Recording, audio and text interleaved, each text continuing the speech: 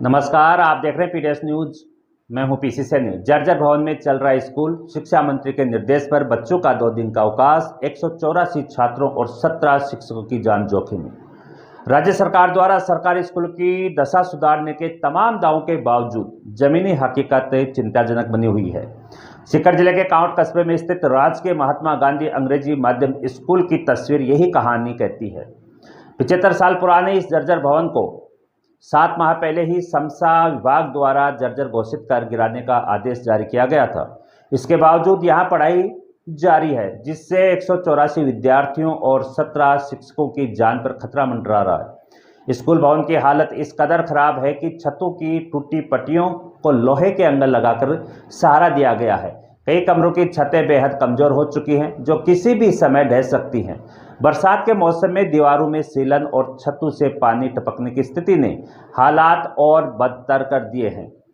यही नहीं, स्कूल में कुल 11 कक्षाएं हैं, लेकिन कक्षा कक्ष सिर्फ 6 ही उपलब्ध हैं। ऐसे में 2-2 कक्षाएं बरामदों में बैठाई जा रही हैं, जबकि कुछ कक्षाएं खुले में संचालित हो रही हैं। झालावाड़ और जैसलमेर जिलों में हाल ही में जर्जर भवनों के कारण हुई बच्चों की मौत के बाद राज्य सरकार ने स्कूल शिक्षा विभाग को सख्त निर्देश दिए हैं कि ऐसे खतरनाक भवनों में स्कूल संचालन तत्काल रोका जाए।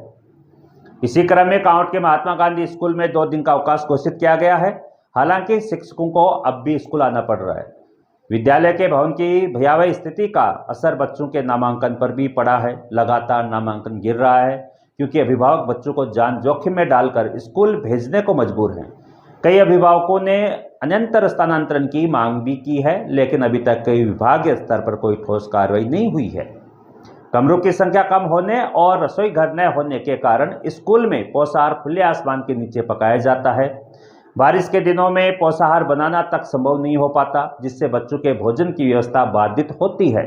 गौरतलब है कि यह भवन करीब 75 साल पुराना है। लगभग 65 साल पहले एक स्थानीय प्रवासी भामाशाह ने इसे बालिका शिक्षा के लिए दान दिया था। यहाँ पूर्व में राजकीय बालिका प्राथमिक विद्यालय संचालित होता था, जिसे बाद में मर्ज कर दिया गया।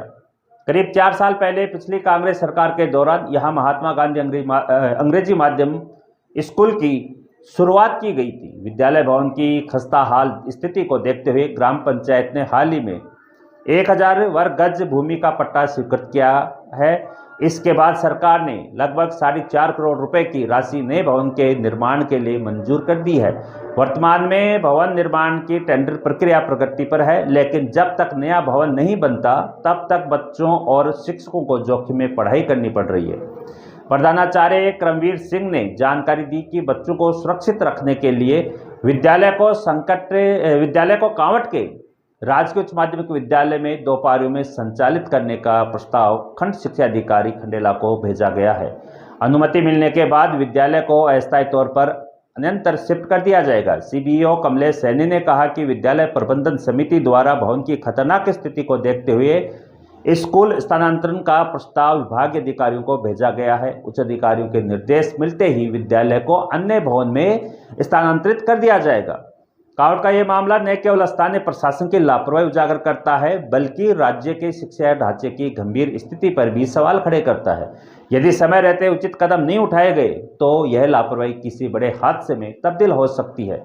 जरूरत है कि सरकार और शिक्षा विभाग मिलकर त्वरित और प्रभावी कार्रवाई करे, ताकि बच्चों को सुरक्षित व गुणवत्तापूर्ण शिक्षा का अधिकार सुनिश्चित हो सके। नमस्कार।